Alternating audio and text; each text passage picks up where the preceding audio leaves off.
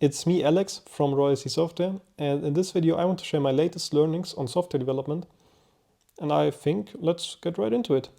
The first thing I want to share is that object-oriented programming has the main benefit of communication, because for sure there are a lot of technical benefits as well, like data encapsulation and encapsulating the behavior and the data on the same object, access modifiers, all that sweet stuff.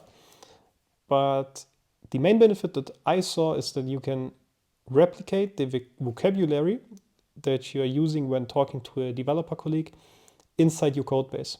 So there is no discrepancy between what you say to a developer colleague and what you find in your code base. Let's say we are building an online shop. Something that I would tell my colleagues would be the user or the customer A is purchasing a product from our shop. He's purchasing 3 products, namely an apple for 3 euros, a banana for 2 euros, and a pear for 2 euros. Now you can see that it's most tactical, or the best strategic approach to designing such a system is to take the nouns that we have in our daily communication and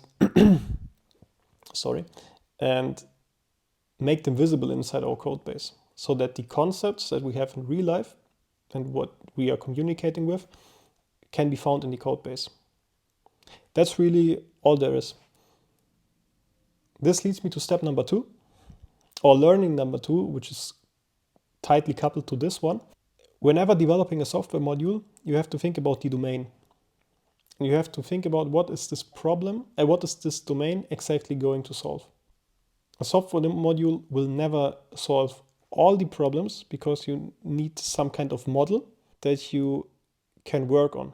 A really nice example I've seen in a talk from domain-driven design is that, for example, our cards, like the Earth cards, those are used for traveling around seas or overseas, you know.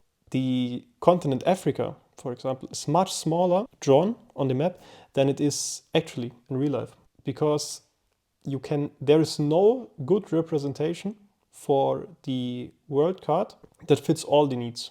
There are other card types that can correctly display the dimension of a continent, but those are useless for, how do we call it in English? the traveler, the seafarer. Yep, that's basically it. I hope you learned something from it. If you liked the video, then show it by clicking the thumbs up button.